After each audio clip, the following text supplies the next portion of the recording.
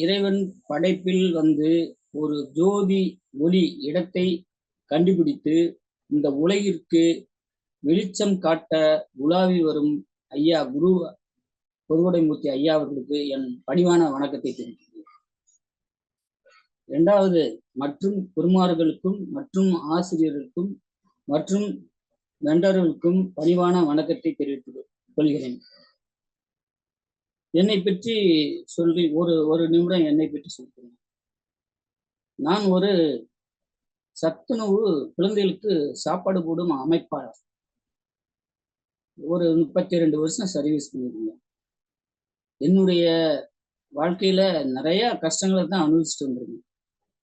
நான் இன்னும் சரியான ஒரு நிலைக்கு என்னுடைய அளவுக்கு நான் வரல.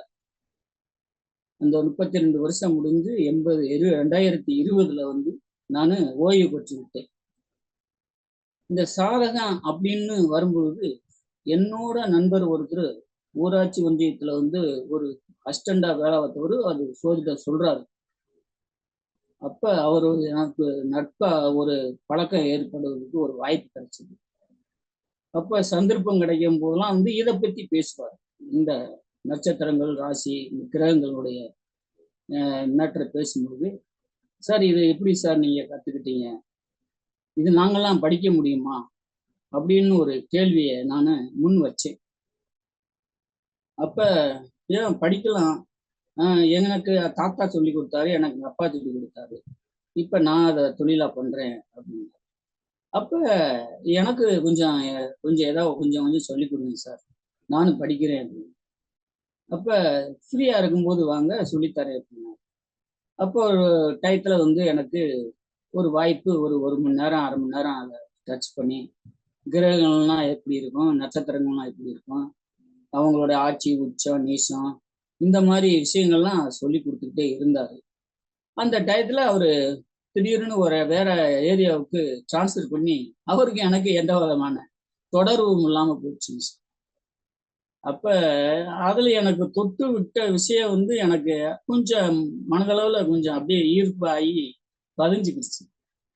சரி, அப்ப நம்ம ஓய்வு பெற்றுட்டோம், நீ ஏதாவது நமக்கு ஓய்வு பெற்றதுக்கு பின்னாடி கடினமான உழைப்பு எடுக்க முடியாது, ஏதோ ஒரு சோதிடமாவது நம்ம கத்துக்கிடுவோம் அப்படின்னு என்னால யாரெல்லாம் ஒரு அஸ்ட்ராலஜி யாரெல்லாம் சோதிடம் இருக்காங்களோ அவங்ககிட்டலாம் முயற்சி பண்ணி கொஞ்சம் கொஞ்சம் அவங்க சொல்றதெல்லாம் நான் எழுதி வைப்பேன், குறிப்பேடு எழுதுவேன், நோட்டா எழுதுவேன். ஆனா அது சரியான முறையில பொருந்தி வருதான்னு பார்க்கும்போது கடைசியில என்னால அதை பொருத்த முடியல. அதை பொருத்தி அந்த இதை அந்த ஆன்சரை கண்டுபிடிக்கும் போது அது தவறான இதாகத்தான் தெரியும்.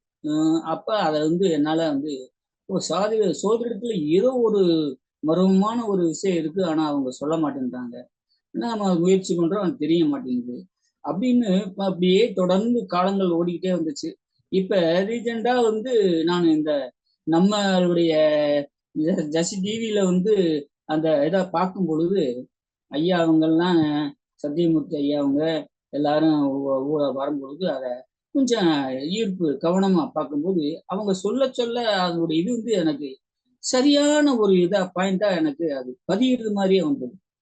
அப்போ உடனே அந்த நிமிஷத்துலயே அந்த ஃபோன் நம்பரை கான்டாக்ட் பண்ணி அந்த ஒரு புக்கு இருக்கு, அந்த புக்கை வாங்கி படிக்கலாம் அது அப்படின்னும் போது அந்த புக்கை எப்படியாவது வாங்கிடணும் அப்படின்ட்டு உடனே அந்த புக்குல போய் மதுரையில போய் கடையில போய் மீனாட்சி அம்மன் கோயில் அருகில ஒரு கடை இருக்கு, புக் ஷாப், அங்க போய் கேட்கும்போது 1ஆம் பாகமும் 3ஆம் பாகமும் இருந்துச்சு.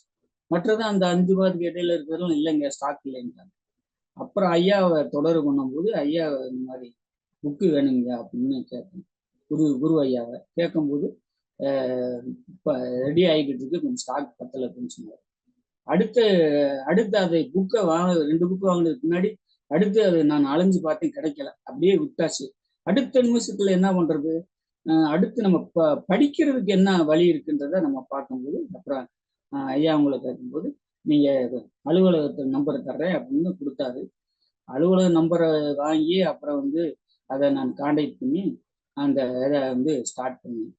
இப்போ அந்த ஸ்டார்ட் பண்ணி அந்த ஜூலை 7ஆம் தேதி 8ஆம் தேதியிலிருந்து படிக்கும்போது எனக்கு ஒரு நல்ல ஒரு எதிர்காலம் வந்துருச்சு, நான் ஒரு சோதிடர் ஆயிடுவேன் அப்படின்னு எனக்கு ஒரு நம்பிக்கை வந்து ஃபுல்லா மனதுல வந்து பதிஞ்சிருச்சு.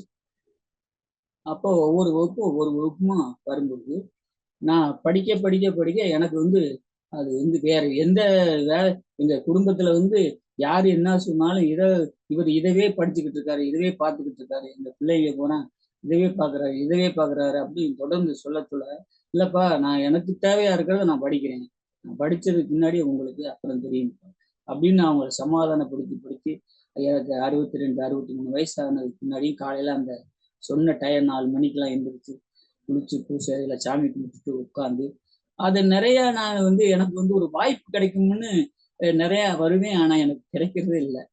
அப்புறம் சில சில சந்தேகங்களை மெண்டருங்க ஐயா அவங்க கேட்டு சில இதுகளை கேட்டுக்கிறீங்க. அது நாளடைவில் போக போக வந்து எனக்கு இப்போ வந்து கிரகங்களுடைய இது அப்படியா எந்தெந்த இடத்துல இருக்காங்க அப்படின்றது, நட்சத்திரங்களை வந்து இந்த 27 நட்சத்திரங்களும் வந்து அஸ்வினியில ஆரம்பிச்சு ரேவதி வரைக்கும் சொல்ல தெரியும்.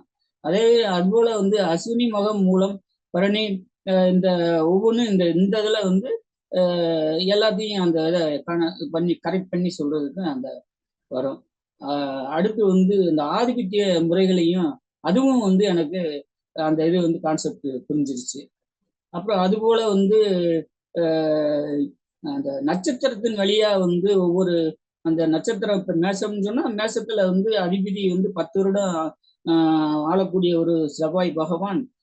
அதுக்கடுத்து அந்த அந்த ஒவ்வொரு நட்சத்திரங்களுடைய அந்த பாகங்களினுடைய எப்படி அந்த ஒவ்வொரு 4 பாகத்துக்கும் எப்படி எங்கெங்க அந்த நட்சத்திர அதிபதி உட்கார்ந்துருக்காங்க, அப்ப அந்த அதிபதி உட்கார்ந்துருக்க இடம் அந்த லக்கணத்தை மையமா வச்சு இத்தனை இடத்துல இருக்கும்போது அந்த கான்செப்ட் அதுவும் புரிகிற அளவுக்கு வந்துச்சு.